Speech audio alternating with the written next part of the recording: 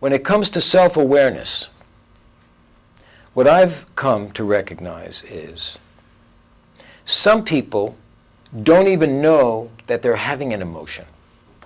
They don't even know. They may erupt with anger every now and then, but then maybe they just lock it up. Maybe they just go into their substance of choice and shut it down. That's okay. Some people don't even know they're having an emotion. Other people know they're having an emotion, but they can't identify what it is.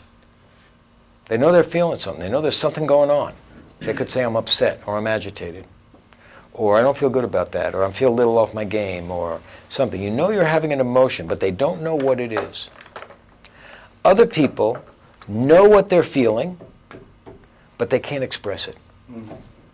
I know what I'm feeling, but for some reason or another, I can't let you know what I'm feeling. Other people know what they're feeling, and they're able to express it so that they can feel understood. I'm going to give you a rhythm for your breathing. Inhale, 2, 3, pause. Exhale, 2, 3, pause. We're going to teach you how to use your thinking brain to take over when you're aware that your emotional brain is about to do something that you're going to regret. The emotional brain, the impulse, remember the anger impulse, which is coming from a primitive part of your brain, if you don't take over, you're going to say or do something that you're going to regret. And so we're going to help you train your thinking brain to take charge when your emotional brain is about to create a problem for you, before your emotional brain gets a chance to do its thing.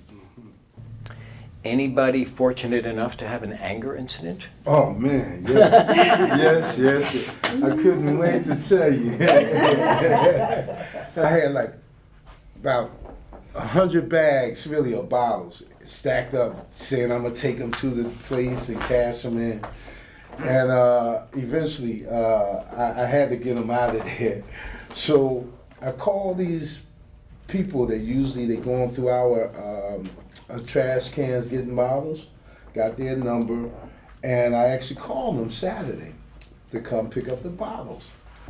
So when I went down there, the cops eventually pulled up, and the security guard, and prior to that, I was sharing with them, look, this is how they make their money. You know, if they going in the cans getting bottles, we were fortunate enough to have jobs. I said, can't you just watch out, you know, without calling the cops?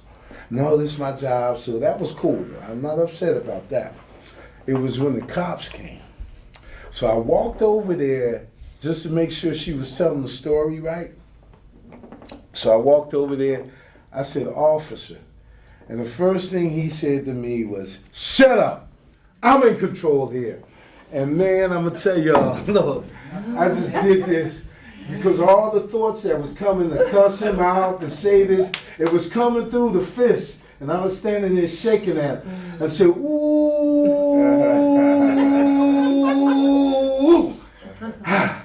And I released it, and I was able to walk away. I mean, really. All the while I was thinking about what to say to him, but I know what that would have escalated, or the possibility of me being arrested, going to jail, all this on the weekend. I held it, but I was just shaking. I had my fist, so he didn't know what I was coming from. He like, wait. I saw him hold his gun, right? And I just said, ah, and I walked away. So I did all 4 steps what I was supposed to bring at that moment, though, Steve. And when I blew, I was like, thank you, Steve, for the 4 steps. Really, because I was able to apply it, you know, at that moment during that when it was like very high for me. And I know usually I'd have said something smart, he would have arrested me. I done had that pattern before. Gotcha. Yeah. That's what this method is for. It's for that moment. Mm-hmm. Especially for the men and women that you're going to be working with, who aren't where you guys and women are. There's a lot of violence. There's a lot of rage built up. And so for you to be able to tell that story Mm-hmm. when you're teaching this class, that means a lot. Mm-hmm. If you could have handled it and left earlier, when would you have left? Given the sequence of events. Well, I mean, We're talking seconds now. right. I mean, I could have left without saying nothing to the officer. Yes. Again, you get an A Mm-hmm. in the class. An A plus is available. Okay. So not the fist. And I'm saying it for you. Yeah, I understand. Cops are uptight people. Mm-hmm. They have crazy things happen to them Yeah. every day. Mm-hmm.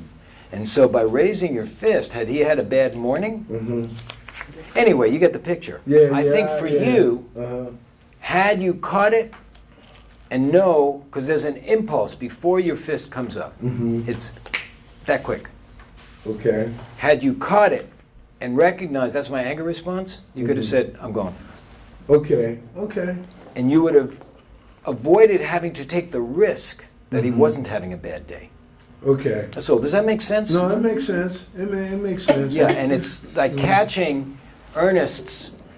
See, you see the difference between where you catch the early warning signal is huge. Mm-hmm. You could have come out of your mouth at him and then caught the early warning signal. Mm-hmm. And he still might have been okay, but he still might not have. Right. It depends on now where his head is at, what kind of day he had. So yes, I hear you, and I appreciate that you got the method. I'm so glad. Yeah, because